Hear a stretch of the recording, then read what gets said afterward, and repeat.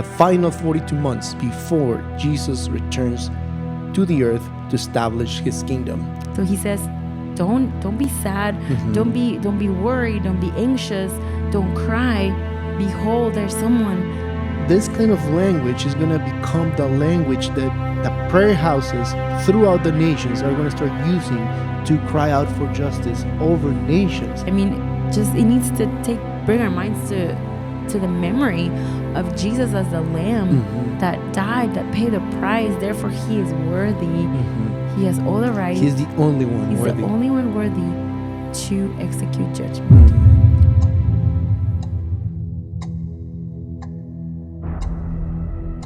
So we're moving into chapter 5. We already talked about the 7 churches. We talked about the throne of God. We went and talked a little bit about the layout of the throne of God in the previous sessions. And now we're going to go more in depth in this chapter, which is a beautiful chapter. This chapter is leading into the beginning of tribulation, the final 42 months before Jesus returns to the earth to establish his kingdom. And the highlight is that John is having this vision and he's seeing someone that is sitting on a throne and it has a scroll. And verse 2 says, Revelation chapter 5 says, Then I saw in the right hand of him who was seated on the throne a scroll written within and on the back, sealed with 7 seals. And I saw a mighty angel proclaiming with a loud voice, Who is worthy to open the scroll and break its seals? And no one in heaven or on earth or under the earth was able to open the scroll or to look into it. And I began to weep loudly because no one was found worthy to open the scroll or to look back into it. And one of the elders said to me, Weep no more. Behold, the Lion of the tribe of Judah, the Root of David, has conquered so that he can open the scroll and its 7 seals. And between the throne and the 4 living creatures, and among the elders, I saw a lamb standing as though it had been slain, with 7 horns and with 7 eyes, which are the 7 spirits of God sent out into all the earth. And he went and took the scroll from the right hand of him who was seated on the throne. So this is a very important moment in the timeline of the book of Revelation, because this is going to lead into the beginning of the 21 judgments that we're going to study. And the seals are the first set of 7 judgments that we're going to study maybe in the next session. But we need to understand that this chapter wants us to put our eyes in what matters, which is Jesus. He is going to be performing the judgments. He's the righteous judge. But this chapter wants us to see the worthiness of Jesus. He is the only one worthy of taking the scroll and opening the seals. This is all about him. I think in this chapter, we need to understand the center, and it's the worthiness of Jesus. Because that's the main question. He is worthy to cast judgment on the earth. He's worthy to open the seals, the scroll, to cast every judgment on the earth, to cleanse the earth. But John is weeping. He's saying, who is worthy? He's saying, is there anyone that is worthy to do this? That's the main thing of the whole chapter. Who is worthy is the question. Who is worthy of opening the scroll and breaking the seals? So the first thing that we're going to find in this beautiful chapter is the magnification, the worthiness of Jesus. He's worthy of kicking off or starting the Great Tribulation. He's worthy of doing that by opening the seals. But I love that up to this point we've been learning about, Jesus, his character, his the different names, Old chapter 4, the throne.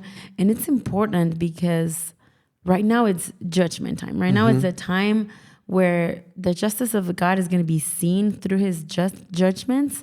But we cannot enter into this season without having a clear understanding of who he is, of what he's like, because judgments are not easy. But if we have a right understanding of him, we can embrace them and we can enter into them with soberness and with love. Just like John, John had to see all of these first.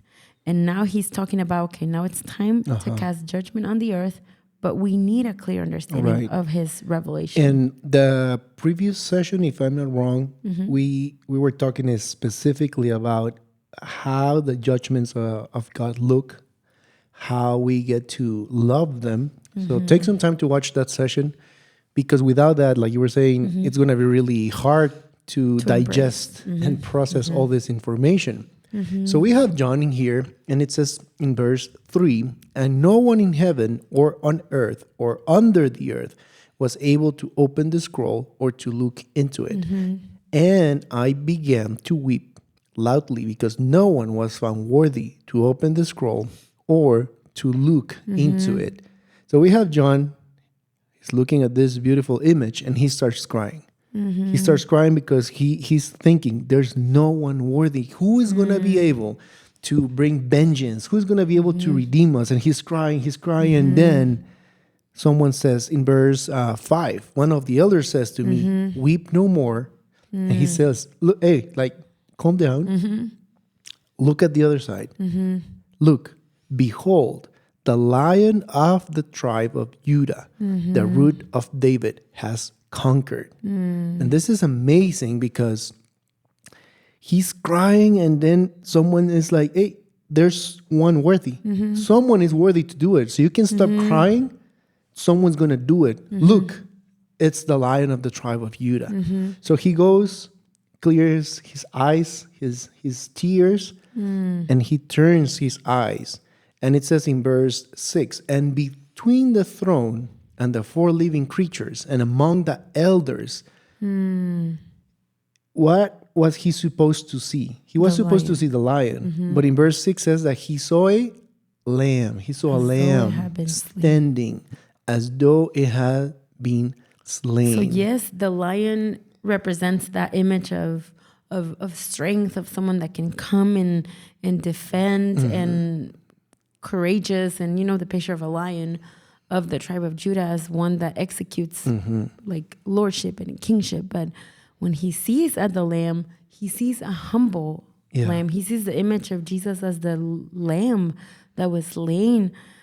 So it's beautiful to see these two pictures here in the it's same the character moment. of Jesus. He's the lion and the lamb. It represents both characters of Jesus. But when he sees that he's crying, he's weeping, he sees the lamb that was slain for us, the one that is able to open the scroll and execute this type of judgment. Because remember that we're talking about here Jesus as the King of Kings, the one that has government over all the nations, over everything. Right.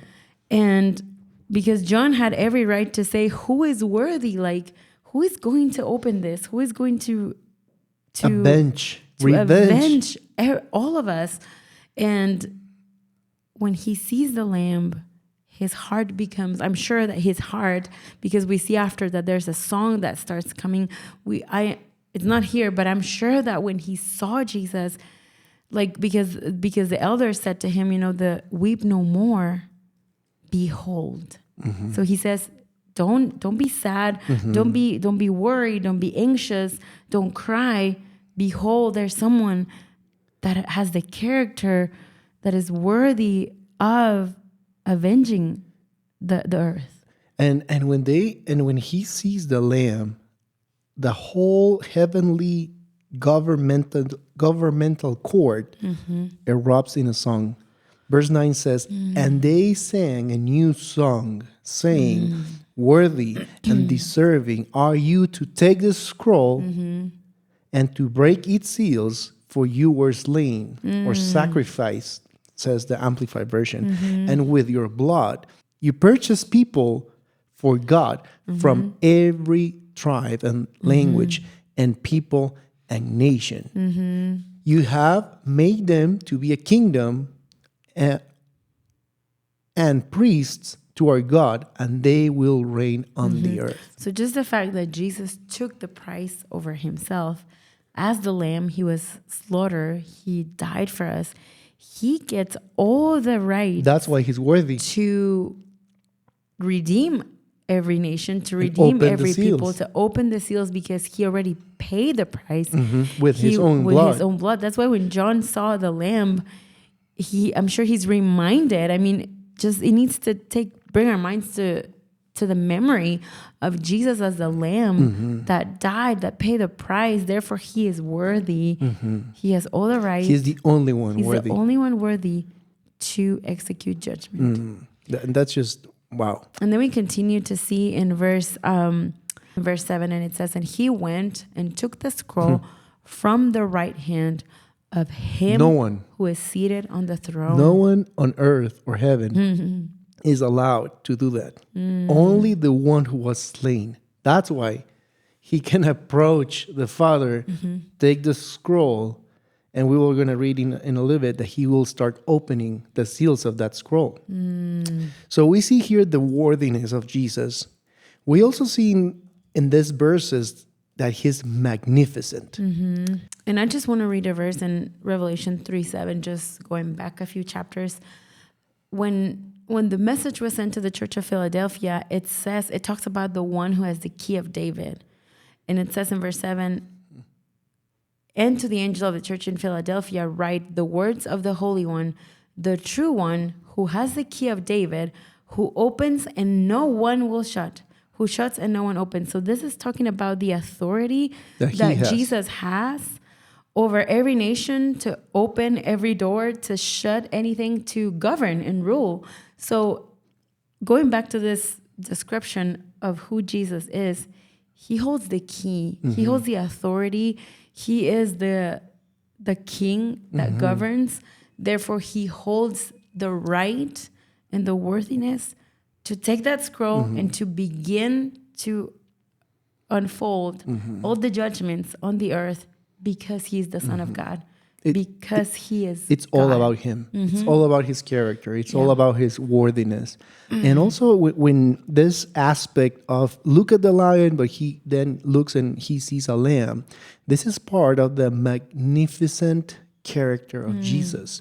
His character is so powerful, so big, so diverse, because at the same time that he's the lion, he's a lamb. Also, in here we find him that he's the creator of all things, but at the same time, he's the Son of Man. So we're going to see all these different diverse aspects of Jesus. And we already studied them in the first couple of chapters of the book of Revelation. We also see him that he's the judge, but he's also a redeemer. With his blood, he's redeeming us, but he's also a judge. Yeah. And also we encounter that Jesus is merciful, but also he is a righteous judge. Yeah, and the problem with our generation nowadays is that we want to separate the lion from the lamb. We want to separate the judge from the judgment, and we have a generation of people crying out for judgment. I want justice. I'm sorry, and they're crying for justice, justice. But we cannot separate the justice from judgment, his love or his justice from judgment. And so we see, like you're saying, a generation that wants to say, oh, just this part. They want justice without the judgment. Part. Yes. And so we need to understand that God, if we look at the attributes of God, there's so many attributes of God. And we need to be clear when we explain about God, because at the same time that he is a judge, he is love. But in our minds, in his love, he brings judgment. It's hard to understand these.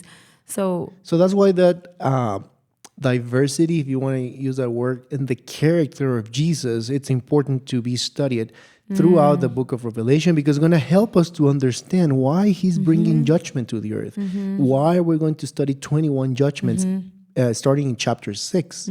So Jesus, because he's the lamb, because he's worthy, he's going to execute judgments by opening the seals. And so that is exactly why John is crying out. He's saying, could there be anyone worthy to unfold or to start this, to stop this cycle of sin and corruption evil. Or evil on the earth?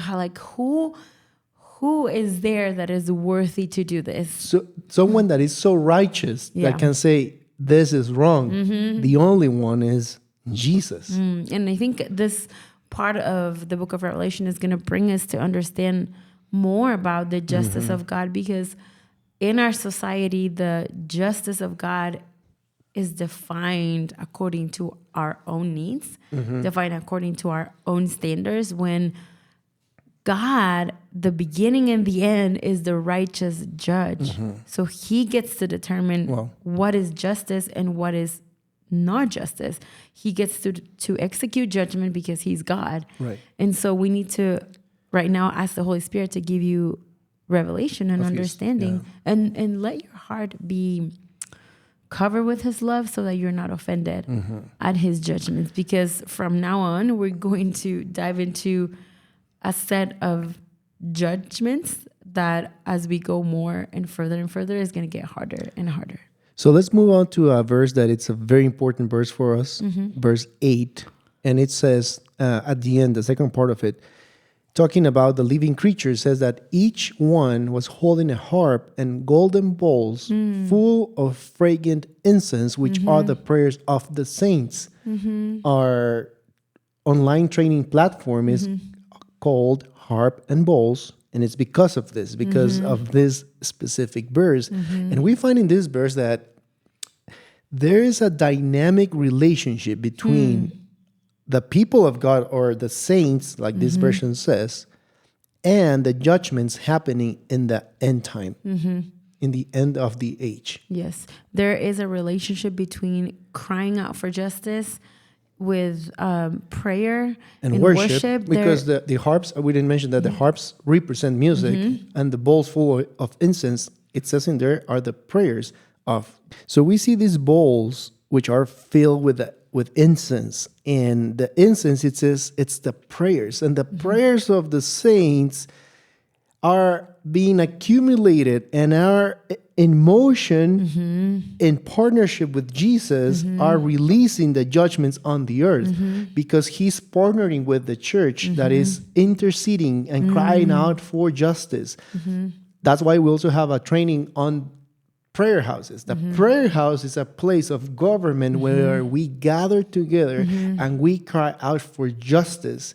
It's like we're walking in this verse 8 from chapter 5. We cry out, Lord, you are the only one worthy of executing justice on evil. You're the only one who's worthy enough to break the cycle of sin, to bring people back to you. And we're just crying out. We're crying out. You're the only one worthy.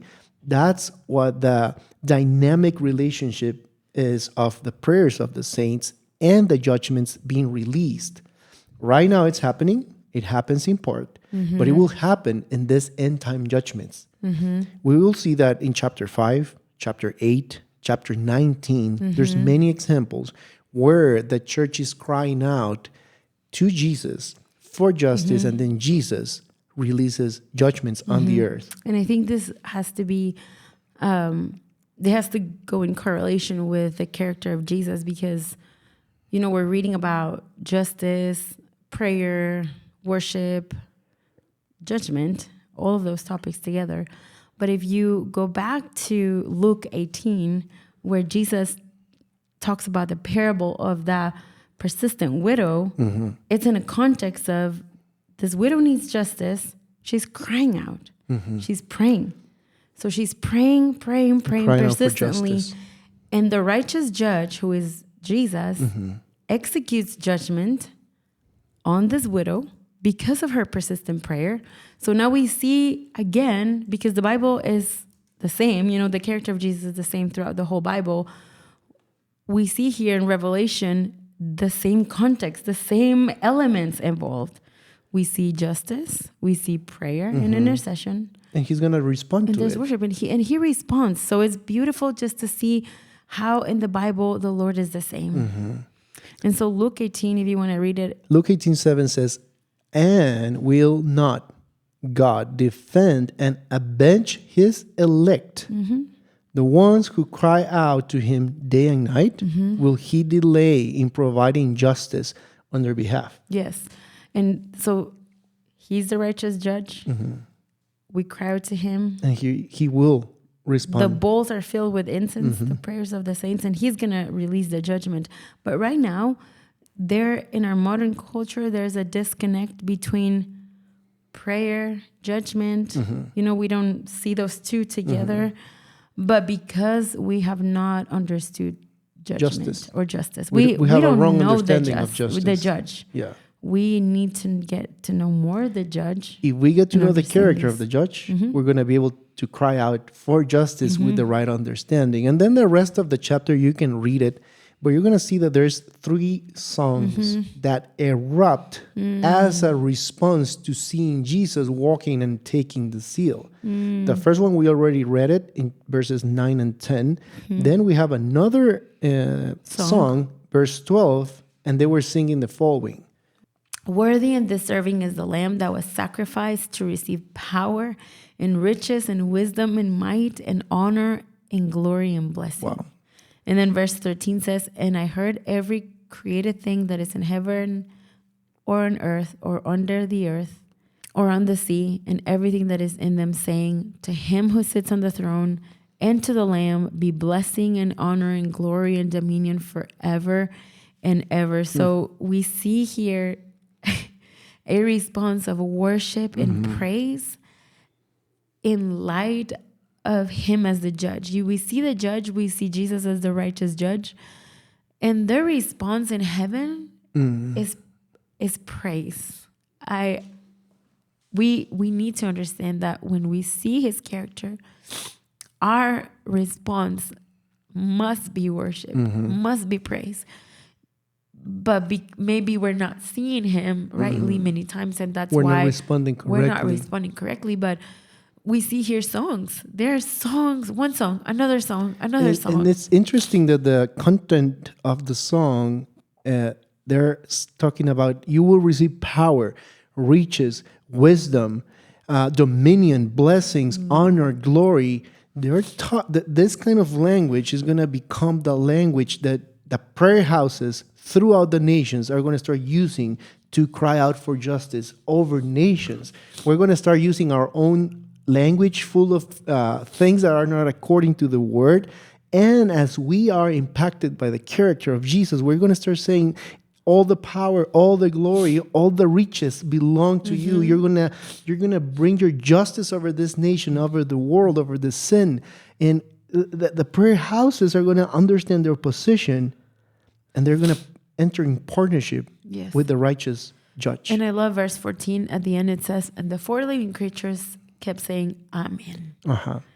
And the elders fell down and worshiped. So let this be our response, just as the living creatures, as you hear the songs, worthy, worthy, worthy. Let it be in our hearts that Amen. Like, so be it. Like, yes to his judgment. Yes to Jesus bringing his kingdom on earth.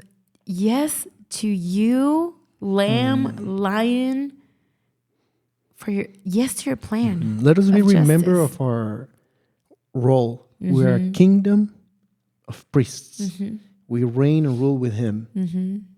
We intercede. We cry out for justice. We minister the Lord. And I think this priests. is also changing our perspective from praying just me, praying.